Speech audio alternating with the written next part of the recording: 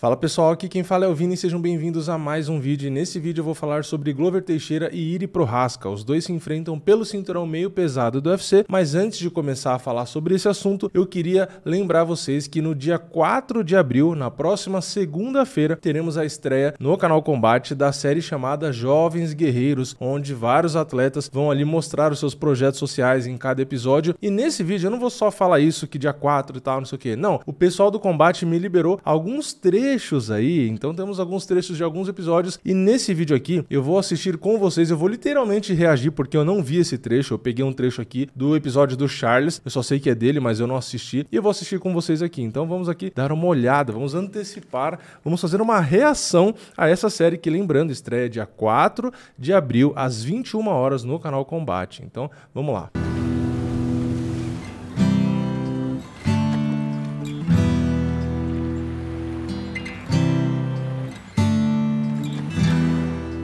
Eu vim do projeto social, eu sei o quanto um projeto social pode ajudar as crianças que vêm dentro da comunidade. Pô, não para se tornar atleta, mas em tudo na vida.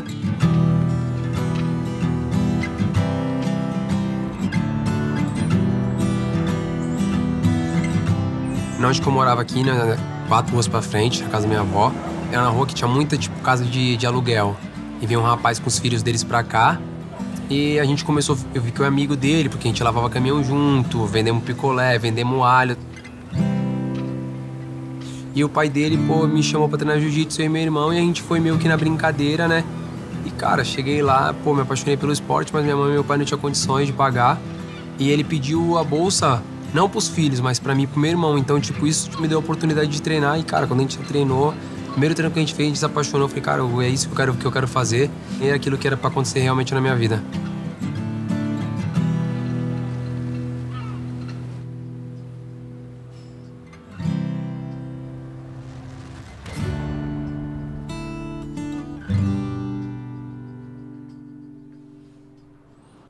Bom, tá aí, então esse é um corte, né? Eu não posso assistir muito mais do que isso aqui, queria, né, dar vontade de assistir aqui com vocês e comentar, mas não posso, mas é isso. Dia 4 de abril começa, toda segunda-feira vai ter um episódio, então toda segunda às 21 horas tem um episódio, às 21h30 tem mais um e vai assim até o começo de maio, então tem muitos episódios interessantes pra gente poder assistir. E é legal ver esse vídeo do Charles porque passou um ônibus ali, pra quem não sabe eu morava na Praia Grande, né, então aqueles ônibus, aquele ambiente ali, ele é lá do Guarujá, né, mas já passei muitas vezes por ali, então é bastante familiar, é legal. Eu também treinei, também tive essa questão da grana em si, né, de não ter grana para passar de faixa quando eu treinava, enfim, várias histórias, né, mas não é o foco do vídeo aqui. Vamos ao foco do vídeo, que é Glover Teixeira e Iri Prochazka. Eles se enfrentam no dia 11 de junho no UFC 275. O Glover é um cara, né, como todo mundo já sabe, bastante experiente, se tornou campeão agora, né, ele tem 42 anos. A altura e a envergadura do Glover eu vou comentar aqui porque eu vou falar do Iri Prochazka pra gente ter uma comparação,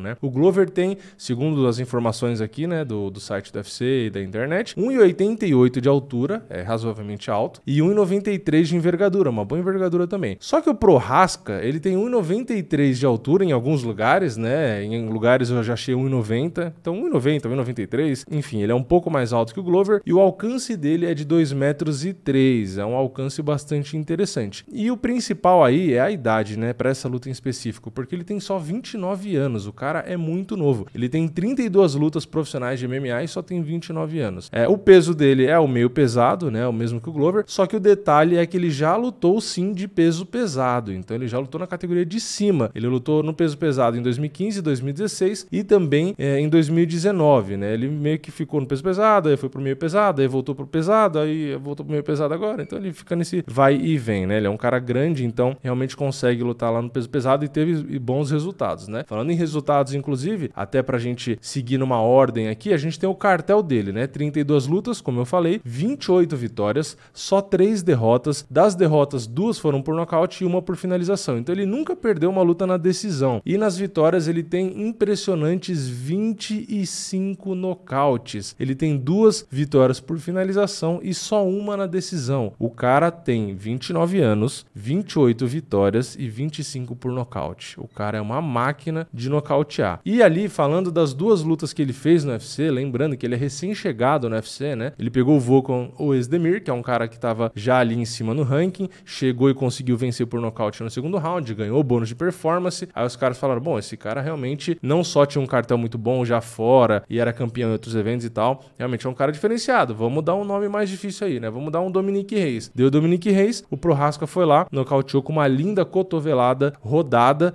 ganhou um bônus de performance e também o de luta da noite. O cara ganhou 2 bônus na mesma luta. A gente sabe que isso é muito difícil de acontecer, né? Poucos nomes conseguem isso. Ou seja, em 2 lutas no UFC, o cara já ganhou 3 bônus no total. 2 de performance e 1 de luta da noite, o que também impressiona. Outra coisa que impressiona no cartel dele é que ele vem de 12 vitórias consecutivas, sendo que as últimas 10 vitórias dele foram todas por nocaute. Você não ouviu errado. O Prochazka vem de 12 vitórias consecutivas, sendo que as últimas 10 seguidas, todas foram por nocaute. O cara vem de 10 nocautes seguidos. Isso é extremamente impressionante. E aí, o que eu fiz? Eu anotei também aqui os pontos positivos e negativos que eu enxergo no Prochazka, principalmente assistindo as 2 performances dele no UFC. Porque eu não gosto de assistir luta muito antiga dos caras pra falar e dar minha opinião sobre, o cara é bom nisso ou naquilo, porque o lutador evolui demais entre uma luta e outra. Então, ficar pegando luta muito antiga, às vezes o cara muda o jogo, né, melhora ou piora, e aí não faz muito sentido. Então, pegando as 2 lutas no UFC recentes, né, o que eu observei, primeiro de ponto positivo e depois eu vou falar de negativo, e no final de tudo isso eu falo a porcentagem das bolsas que eu acho que eu não falei, né? Eu anotei lá no começo e eu acho que eu não falei. Então, vamos lá. O que eu vejo de bom nele? Eu vejo uma movimentação interessante, né? Eu acho que ele se movimenta bem, apesar de ser meio estranho, muita gente acha ele desengonçado, né? Ele se movimenta bem, ele tem muita facilidade de lutar com as 2 bases, então ele fica de destro a maior parte do tempo, porque ele é destro, né, aparentemente, mas ele luta muito bem também com a base de canhoto. Então precisa trocar para atacar, para defender ou para perseguir ali o cara, enfim, ele troca e bate bem tanto com a base de canhoto, com a base de destra, então é bem versátil, né? A trocação é onde ele é bom, é a praia dele, né? Mas tudo bem, também isso não quer dizer que só porque a praia dele é a trocação que luta nas 2 bases, porque tem muito cara bom na trocação que não luta nas 2 bases, né? Só para deixar claro. Além das 2 bases que já dificulta para quem vai lutar contra ele, ele tem uma boa variedade de golpes, né? Tanto socos, chutes, ele tem os joelhos, tem cotovelo, enfim, ele tem uma variedade gigante de golpe, você não sabe muito bem o que vai vir, né? Então, ele é realmente um cara que é difícil você meio que tentar mapear o jogo dele, né? É um cara meio maluco, é meio difícil, então é um cara perigoso, né? Bem perigoso. Outra coisa que ele usa muito ali na trocação são os chutes frontais, né? Como ele é muito grande e ele controla bem essa distância, ele usa muito bem esses chutes frontais e geralmente o chute que ele usa, que no Muay Thai, né, que é a base dele ali praticamente, a gente fala que é o Thai Chip ou o Chip ou o Thai Chip, né, depende da perna da frente ou a perna de trás. Geralmente ele não usa muito empurrando, né? Ele não usa só aquela para afastar, ele usa como um chute mesmo, né? Ele literalmente dá aquela pancada, né? Então é aquele chute que se entra ali no estômago e tal, incomoda bastante. Então ele usa isso bem e com frequência. O Dominique Reis, por exemplo, sentiu um ou outro, e às vezes ele coloca no meio da combinação mesmo. Ele coloca a mão ali, do nada ele dá o chute frontal e já continua golpeando no rosto, né? Então ele não usa tão necessariamente isolado só para manter a distância. Ele usa com frequência e é uma coisa chata. Quem treina aí, quem faz sparring ou compete, luta e tal, sabe como é chato tomar esse tipo de chute, ainda mais quando vem numa sequência de golpes ali, porque é difícil você ficar esperto para defender e tal. Então incomoda bastante, é bem inconveniente, né? Outra coisa que ele usa bastante, não, outra característica dele são a potência dos golpes, né? Eu ia falar, são os golpes potentes, né? Os golpes potentes e, como eu estava falando, imprevisíveis. Então, além dele ter essa imprevisibilidade da gente não saber o que vem de onde, de que lado, ele tem uma potência absurda, né? Ele era um peso pesado, como eu falei, e é um meio pesado grande. Então, ele bate com força, ele faz todo mundo sentir. Não à toa tem a quantidade de nocautes que eu falei. Então, se vier a luta do Dominique Reis, por exemplo, que é um cara resistente, o Volkan Oezdemir, por exemplo, entra golpe e os caras não tem como. Chacoalha, fica com a cara toda roxa, sangra. Então, assim, o Volkan, o Iri Prochazka é um cara bem perigoso, né? Outra coisa que eu já falei, mas eu anotei aqui, né? São os golpes na longa distância. Ele consegue golpear lá da casa do chapéu. O cara consegue, além dele ser alto e comprido, né? Ele ainda fica com aquela base muitas vezes bem lateral e esticando muitos golpes. Então, assim, ele às vezes golpeia do outro lado, né, do octógono. Então, assim, também é meio chato isso, também atrapalha, principalmente quem for menor do que ele, né? Outra característica muito importante que ajuda muito ele é o grande volume de golpes. O cara tem a média, ok, ele acabou de chegar no UFC, né? Mas a média dele é de mais de 7 golpes por minuto. Então, se ele mantiver essa média por mais, acho que 3 lutas, aí ele entra na estatística que compara com todo mundo lá, né? Que tem, acho que 5 lutas no mínimo. Ele, com essa média, ele seria um dos maiores, seria um dos atletas com maior volume de golpes do evento, de todas as categorias. E assim, a gente tá falando de um meio pesado. Geralmente, os caras que tem muito volume de golpe, é um cara peso leve, um meio médio e tal, né? A gente tem exceções ali, né? Tem caras grandes como o Borrachinha, que tem um bom volume, mas é bem difícil. Então, Prochazka, um meio pesado, às vezes com peso pesado, ter um volume absurdo desse, realmente é impressionante você ter gás para isso, né? Então, é uma característica que chama a atenção. Outra coisa que tem a ver com esse volume de golpes é o ritmo dele, né? Ele coloca um ritmo ali absurdo. Eu não sei se em 5 rounds ele vai fazer isso, mas nas lutas dele ali, ele mantém o ritmo o tempo inteiro. Ele não para, ele não fica muito calculando, né? Ele fica ali na distância, ele olha, se dá a distância, se não dá, mas já bate, né? Ele fica ali o tempo inteiro exigindo. É um ritmo acelerado, não é um cara que demora para esquentar. Não, ele vai ali, ele calcula a distância e já sai batendo. Ele impõe esse ritmo e isso quer dizer o quê? Quer dizer que se o adversário tem dificuldade com gás e tal, vai sofrer um pouco na mão dele. Não é o caso do Glover, ainda bem, né? Mesmo com idade, não acho que seja muito o caso do Glover. Outra característica positiva, daqui a pouco a gente chega nas negativas que eu anotei, né? Pontos que eu acho que são vulnerabilidades, né? Outro ponto positivo, então, é uma questão assim, se o adversário dele se acua, sabe? Aquele cara que não anda necessariamente para frente, fica ali só frente a frente, ou começa a andar para trás e tenta movimentar a lateral e tal. Contra o Prochazka não é muito boa essa movimentação, né? Você se acuar demais ou começar só a querer sair de um lado para o outro, porque o Prochazka meio que se sente confortável com isso. Então ele começa a andar para frente, ele começa a caçar. Então ele meio que gosta de andar para frente e caçar. Então ele vai começar a meio que te seguir e vai colocar pressão. É aí que ele solta o jogo, aí que ele coloca a pressão. Então ele vai colocar pressão o tempo inteiro, vai tentar te apertar e vai sair batendo ali de longe e você vai cada vez mais se enroscar ali, ficar sem ter o que fazer, vai entrar golpe forte dele, você vai sentir e aí vai virar uma bola de neve, que aí ele vai te caçar, te bater, te caçar, te bater e você não vai conseguir fazer nada. Então assim,